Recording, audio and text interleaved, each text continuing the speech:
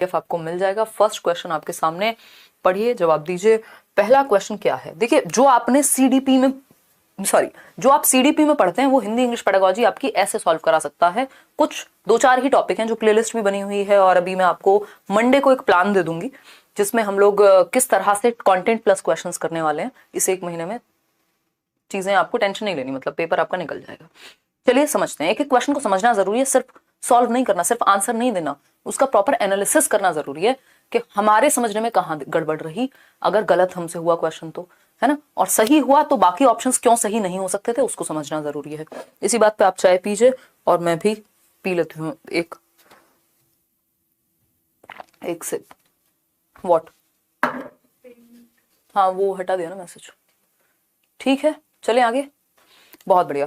Question number 1 कहता है 60%, 79% लोग डी ऑप्शन कह रहे हैं। चलिए समझते हैं। भाषा शिक्षक के रूप में निम्नलिखित में, आप लोग स्मार्ट हो गए हैं, सही उत्तर देने लग गए हैं। भाषा शिक्षक के रूप में निम्नलिखित में से कौन सी सुधार करने की सर्वश्रेष्ठ तकनीक है? बिल्कुल सिंपल। अगर आपकी CDP थोड़ी ठीक है और आप बच्चे की आप भला सोच पाते हैं, आपके पूरे नंबर पेडागोजी में, हिंदी में, इंग्लिश में, इन सब में आना बहुत ईजी है। ठीक। सर्वश्रेष्ठ तकनीक यानी बेस्ट टेक्निक कौन सी है यदि आप चाहते हैं कि भाषा शिक्षक के रूप में आपके लिए पढ़ाने का सबसे बढ़िया तरीका, मेथड। पहला ऑप्शन है शिक्षार्थी को बोलने के समय ही सुधार देना। देखिए सबसे ज्यादा जरूरी होता है जब हम लैंग्वेज की बात करते हैं या वैसे भी पेडागोजिकली भी, कि हम बच्चे को अभिव्यक्ति की आजादी दें, है ना, एक्सप्रेस कर पाए, वो फ्रीडम टू एक्सप्रेस हिमसेल्फ और हरसेल्फ। ठीक। अभिव्यक्ति की आजादी यानी अभिव्यक्त करने दें बच्चे को, हम एक्सप्रेस करने दें। वो थोड़ा बहुत अगर गलत भाषा में भी, अपनी मातृभाषा में या फिर बोली का भी प्रयोग कर रहा है, स्टैंडर्ड लैंग्वेज का, मानकीकृत भाषा का यूज ना भी कर पाए, तब भी आप उसको पहले बोलने देते हैं। सुधार की बात बाद में आती है, एक्सप्रेस करने देते हैं। तो ये तो सर्वश्रेष्ठ तरीका बिल्कुल भी नहीं हुआ। बी ऑप्शन है सुधार कार्य पूरी कक्षा की गतिविधि के रूप में किया जाना चाहिए ताकि कोई भी शिक्षार्थी त्रुटियों को न दोहराए। मतलब बच्चे को बेइज्जत करो पूरी क्लास के सामने, जो भी गलती की है उसने, और ताकि गलती दोबारा ना हो। देखो गलतियां होना प्रॉब्लम नहीं है पेडागोजी में, गलतियां होना सीखने और सिखाने का हिस्सा है, अभिन्न अंग है। उनसे सीखना जरूरी है। ये नहीं है कि गलती होनी ही नहीं चाहिए, दोबारा नहीं दोहरानी चाहिए। डंडे वाला मास्टर यहां नहीं बनना है या मास्टरनी। सी ऑप्शन है शिक्षार्थियों को की त्रुटियों को कभी भी सुधारने की आवश्यकता नहीं है। अब ये कहना भी गलत होगा कि कभी भी सुधारने की आवश्यकता नहीं है, वो कभी ना कभी तो उस पर काम किया जाएगा। अगर हम ठीक नहीं करेंगे तो फिर वो हमेशा के लिए हो जाएंगी। डी ऑप्शन है शिक्षक त्रुटियों का विश्लेषण करे, यानी एनालाइज करें। ये हम CDP में भी कई क्वेश्चन इस तरह के कर चुके हैं, बाल विकास में भी, जहां हम ये कहते हैं, क्वेश्चन में खुद पूछा जाता है कि क्यों जरूरी है एरर्स को एनालाइज करना। तो एरर्स को एनालाइज करना, भाई फेल हुए तो क्यों हुए, सारे सब्जेक्ट उठा के देख रहे हैं कहां गड़बड़ रही, कहां स्कोर कम रहा, किस टॉपिक को समझने में दिक्कत रही। ठीक। तो शिक्षक त्रुटियों का क्या करे, विश्लेषण करे, एनालिसिस करे और उनके पैटर्न को पहचानने, यानी एक तरह की किस पैटर्न पे गलतियां हो रही है, यानी किन टॉपिक्स में बच्चे को दिक्कत आ रही है, ठीक, को पहचानने के पश्चात पुनः पढ़ाए तथा शिक्षार्थियों को उन त्रुटियों के बारे में स्पष्ट करे। ये बात बिल्कुल सही है, कंप्लीट आंसर है। पुराने समय में एक बात होती थी कि भैया अगर आपको पेडागोजी में सही उत्तर पहचानना है तो जो सबसे बड़ा लगे उसको आंसर मार्क कर दो। हालांकि ये बात बिल्कुल भी सही नहीं है, कुछ हद तक सही कह सकते हैं क्योंकि आज की डेट में सारे क्वेश्चंस लेंदी होते हैं और जरूरी नहीं है जो बड़ा है वही सही है, बट वो यहाँ बात लागू होती है कुछ % केस में। ठीक। तो हम यहाँ पे क्या समझे कि शिक्षक त्रुटियों का विश्लेषण करें, यानी एक तो एनालाइज करना जो भी गैप है, यही तो डायग्नोस्टिक टीचिंग है ना। डायग्नोस्टिक मतलब डायग्नोज करना, उपचारात्मक अधिगम, कि आप पता करें, है ना, निदानात्मक अधिगम कहते हैं, मतलब आप निदान करें, प्रॉब्लम का पता लगाएं, एनालाइज करें और फिर पुनः पढ़ाना, यानी रेमेडियल टीचिंग, रीटीच करें फिर उस चीज को। तो ये जरूरी है, ये कंप्लीट आंसर है, D option is the right answer. Question number 2 पर चलेंगे। आज सबके 15 आउट ऑफ 15 आने चाहिए, आसान है क्योंकि जब आप इतने दिनों से मेरे साथ CDP समझ रहे हैं तो मैं ये बिल्कुल मान के चल रही हूं कि आपको ये समझने में दिक्कत नहीं होगी। ठीक है ना। एक बार आ जाइए, थोड़ा और जूम इन कर लेते हैं क्योंकि आज तो बाइलिंगुअल भी नहीं है क्वेश्चन, आज सिर्फ हिंदी में है क्योंकि हम हिंदी पेडागोजी यानी शिक्षण शास्त्र कर रहे हैं हिंदी भाषा का। देखिए, समझिए, जानिए और जवाब दीजिए। अगर हम बात करते हैं किसकी, बताइए 75% आंसर्स आपके आ रहे हैं ए ऑप्शन के लिए। समझते हैं। श्रव्य भाषावाद पूरी तरह से निर्भर है। श्रव्य भाषावाद मतलब क्या हुआ, ऑडियो लिंगुअल मेथड या ऑडियो लिंग्विस्टिक्स। ऑडियो लिंग्विस्टिक्स क्या है भाई, कि भाषा को ऑडियो के माध्यम से सीख रहे हैं आप, ठीक, या ऑडियो लिंगुअल मेथड भी एक मेथड होता है जिसमें सुन करके बच्चा सीखेगा चीजें। अब ये रेडियो हो सकता है, अब ये कोई और ऐसी श्रव्य सामग्री हो सकती है। पहला ऑप्शन है, यानी श्रव्य भाषावाद किस पे फोकस करेगा? भाषा को वास्तविक जीवन के संदर्भ में सिखाने में, दोहराव तथा अभ्यास की आदत डालने में, लक्ष्य भाषा का प्रयोग करने तथा मातृभाषा के प्रयोग का निषेध करने में। ऐसा नहीं है। लक्ष्य भाषा होती है टारगेट लैंग्वेज, कि आप इंग्लिश आपके लिए स्कूल में टारगेट लैंग्वेज हो सकती है जिसको आप सीखने जा रहे हैं। मातृभाषा जो आप घर से सीख के जा रहे हैं, तो मातृभाषा के प्रयोग का निषेध की बात ये नहीं करता, वो डायरेक्ट मेथड है जिसको हम डायरेक्ट को क्या कहते हैं, प्रत्यक्ष विधि, वो कहती है ऐसा कि मातृभाषा का प्रयोग मत कराओ। ठीक। लक्ष्य भाषा से अनुवाद करने में, ये ग्रामर ट्रांसलेशन मेथड यानी व्याकरण अनुवाद विधि कहती है, ये डी ऑप्शन। और सी ऑप्शन जो है वो किसके बारे में है, वो आपके लक्ष्य जो भी प्रत्यक्ष विधि के बारे में है, यानी डायरेक्ट मेथड ऑफ टीचिंग के बारे में है। इन दोनों को हटा देंगे। ऑडियो लिंगुअल मेथड की बात हो रही है, तो संदर्भ में और बिना संदर्भ जाए तेल लेने, यहाँ पे सबसे ज्यादा फोकस रहता है बच्चा सुन करके सीख पाए, समझ पाए, अभ्यास हो जाए उसको। दोहराव तथा अभ्यास की आदत डालना, बार बार आप सुन रहे हैं A for apple, B for ball, तो क्या होगा, आप दोहराव की आदत हो जाएगी, अभ्यास हो जाएगा उस चीज का। ठीक है, कोई दिक्कत नहीं। सीटेट के बैच में आज भी क्लास हुई है चित्ररंजन, आपने शायद अटेंड नहीं की है, 7:30 मेरी क्लास उसमें थर्सडे फ्राइडे होती है सीटेट वाले बैच में, क्योंकि सीटेट का सिलेबस आसानी से खत्म हो जाता है, बहुत अच्छे से डिटेल में हमने समझा है। अदरवाइज बाकी टीचर्स की आपकी 6 क्लासेस चलती हैं, 6 से लेकर 8 तक क्लासेस होती हैं, तो आप शायद अटेंड नहीं कर पा रहे हैं। B option is the right answer. आगे बढ़ेंगे क्वेश्चन नंबर 3। क्या कहता है भाई क्वेश्चन नंबर 3, समझेंगे। क्वेश्चन नंबर 3 कहता है, एक भाषा शिक्षक के रूप में, यानी आप क्या हैं, एक लैंग्वेज टीचर हैं, लैंग्वेज पढ़ाते हैं बच्चों को। ठीक है, भाषा शिक्षक के रूप में हमें अपने विद्यार्थियों में शब्दकोश के सफल प्रयोगकर्ता की आदत डालने का प्रयास करना चाहिए।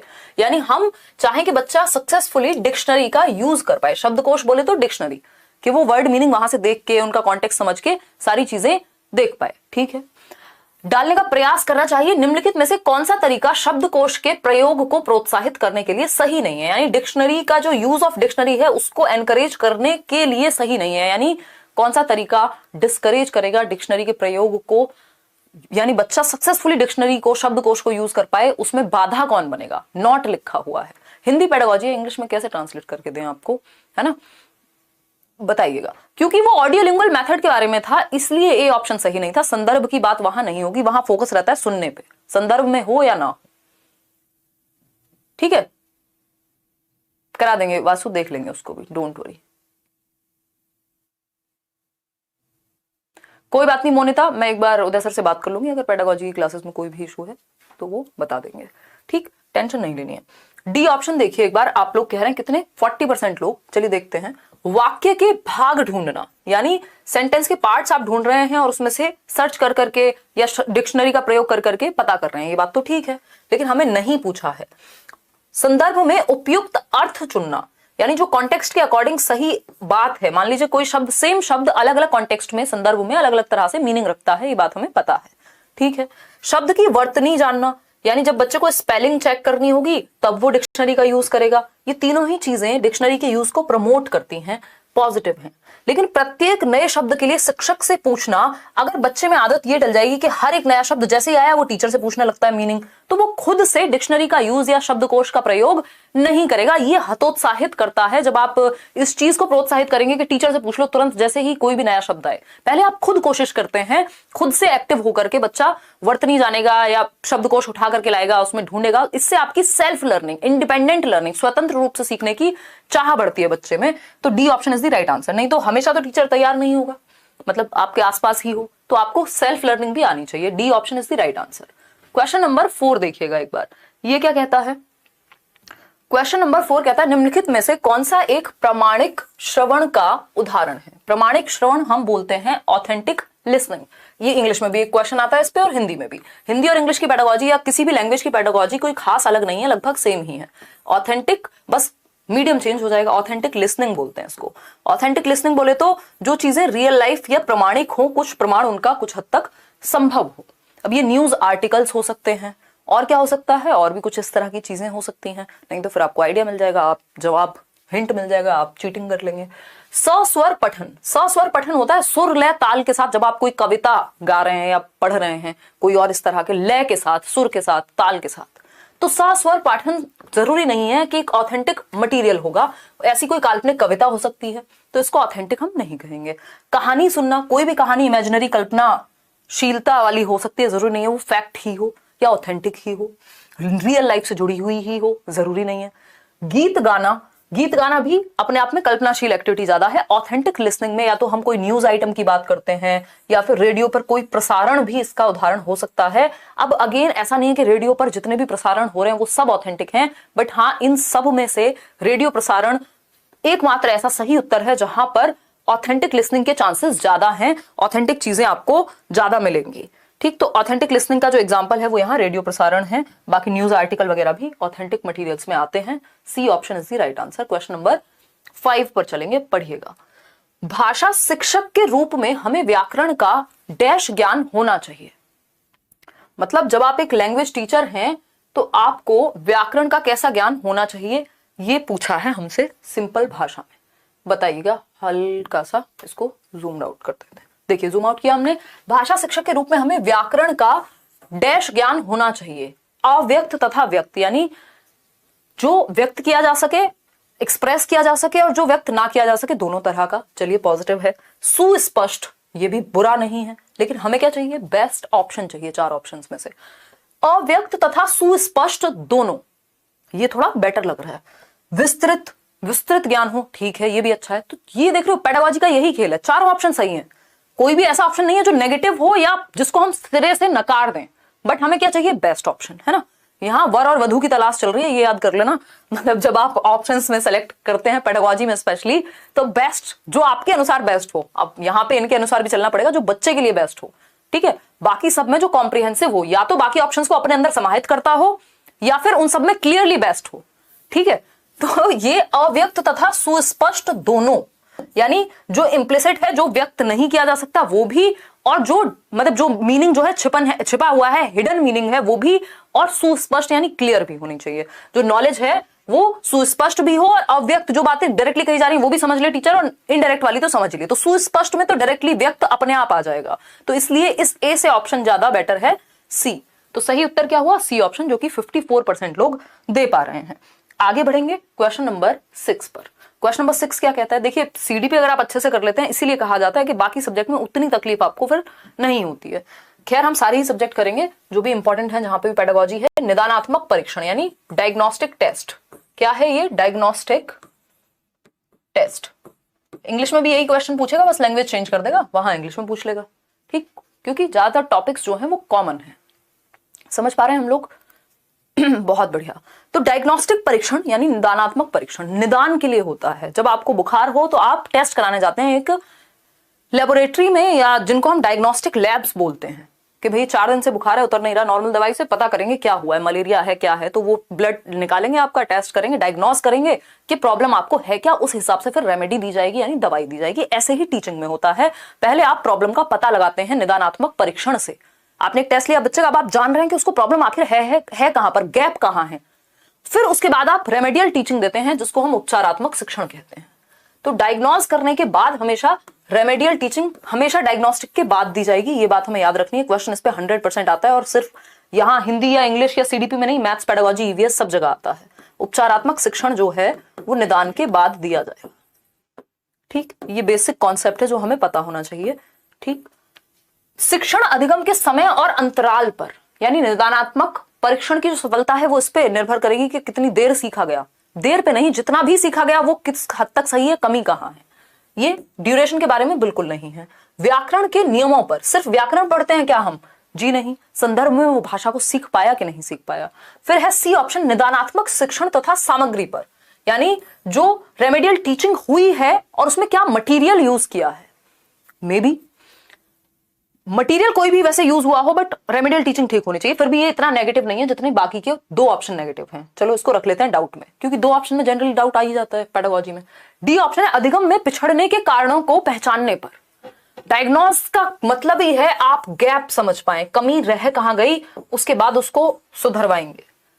तो अधिगम में पिछड़ने के कारणों को पहचानने पर, इससे ज्यादा बेहतर है ये कि सबसे ज्यादा जरूरी है कि हम कारण पहचान पाएं। हम डायग्नोज जो कर रहे हैं, निदानात्मक परीक्षण ले ही इसलिए रहे हैं कि हम समझ पाएं कि कमी रह कहां गई है, क्या कारण है उसके पीछे, गैप को फिर हम फुलफिल कर पाएंगे। D option is the right answer. आगे बढ़ेंगे, क्वेश्चन नंबर 7 देखिएगा। क्वेश्चन नंबर 7 क्या कहता है भाई?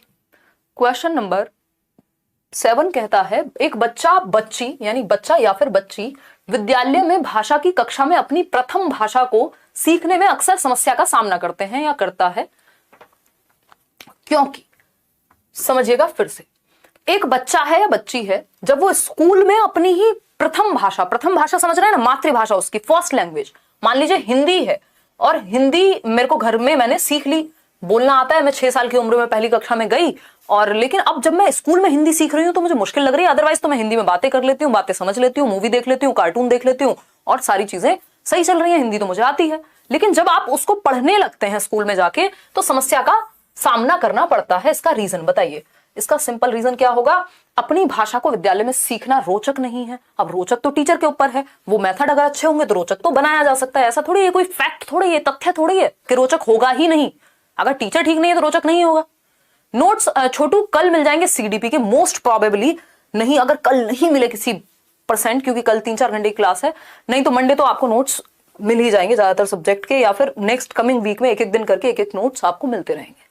ठीक है, खैर बी ऑप्शन है विद्यालयी भाषा घर की भाषा की अपेक्षा अधिक औपचारिक है। बी ऑप्शन 63% लोग सही दे रहे हैं आंसर, जो कि बहुत खुशी की बात है कि विद्यालय भाषा घर की भाषा की अपेक्षा क्या है? औपचारिक है, अधिक फॉर्मल है। अगर हम यहाँ बिल्कुल रोबोट की तरह बातें करेंगे, कभी हंसी मजाक नहीं होगा, है ना, कभी जोक्स नहीं होंगे जो आपके एज ग्रुप को समझ में आते हैं, जिसमें मजा आता हो, तो फिर ये क्लास कैसी हो जाएगी? बहुत औपचारिक हो जाएगी, फॉर्मल हो जाएगी। तो जब हम डेली लाइफ में घर में इस भाषा सीखते हैं तो वो अनौपचारिक होती है, इनफॉर्मल होती है। हमें लगता है अरे ये तो अपना ही बंदा है, अपनी ही बंदी है। मतलब जब हम किसी से मिल रहे हैं, टीचर से, एक वो कंफर्ट की फीलिंग आनी चाहिए। ठीक, तो वो ज्यादा औपचारिक अगर हो जाएगी, ज्यादा रूल्स हैं वहां पे, नियम कायदे कानून ज्यादा हैं, प्रॉपर एक पैटर्न है, तो इसलिए कई बार मुश्किल लगती है घर की भाषा से स्कूल की भाषा, चाहे भाषा सेम ही क्यों ना हो। ठीक, क्योंकि वहां आप नियम कायदे कानून, तौर तरीके, टीचर, मेथड्स और बुक वगैरह के थ्रू सीख रहे होते हैं। फॉर्मली लैंग्वेज को औपचारिक ज्यादा है, इसलिए ऐसा होता है। बच्चा या बच्ची अपनी उस भाषा को जानता है या जानती है, तथा विद्यालय में उस भाषा को पुनः सीखने में कोई तथ्य नहीं है। ऐसा नहीं है कि कोई फायदा नहीं है दोबारा सीखने में क्योंकि वो जानता है। भाई बहुत सारे ग्रामर के, व्याकरण के नियम होते हैं, या बहुत सारी बातें होती हैं भाषा के बारे में। हिंदी आपने सीख ली घर में मातृभाषा के रूप में, बट उसके बारे में जानते आप प्रॉपर कहाँ है? स्कूल में जाकर के। तो विद्या, ऐसा नहीं है कि इसमें कोई फैक्ट नहीं है, आप प्रॉपर सीख पाते हैं भाषा को। विद्यालय में उस भाषा को सीखना कठिन है, ये भी कोई फैक्ट नहीं हुआ। तो बी ऑप्शन जो है वो सही कारण है कि इसलिए कठिनाई होती है क्योंकि ज्यादा फॉर्मल होती है जब आप उस लैंग्वेज को विद्यालय में सीखते हैं। क्वेश्चन नंबर 8 देखिए और पढ़िए, जवाब दीजिए पोल में। ठीक है जी। यार साइंस तो मैं नहीं कराती हूँ, साइंस और एसएसटी, है ना। चलिए खैर, जवाब दीजिए। 21,000 लोग हम लोग जुड़े हुए हैं, सिर्फ 9,100 लोगों ने लाइक किया है, तो बाकी के आधे से ज्यादा लोग लाइक शेयर कर दें अगर उनको सेशन पसंद आ रहा हो, समझ में आ रही हो बातें। कहानी सुनाना विद्यार्थियों की सहायता करता है, यानी जब आप स्टोरी सुना रहे हैं कोई उनको, है ना, वाचन कर रहे हैं किसका? कहानी का सुना रहे हैं बेसिकली, इससे क्या सहायता मिलेगी बच्चों की? अनुशासन में बैठने में, मे बी कक्ष में एकाग्र होने में, हो सकता है भाई उनका ध्यान पहुंच जाए, एकाग्र हो जाए, वो ज्यादा अटेंशन पे कर पाए, इंटरेस्टिंग कहानी है, आपकी स्टोरी है, ठीक है। कक्षा के वातावरण का आनंद लेने में, ये बात भी सही है। अपनी कल्पनाशीलता का विकास करने में।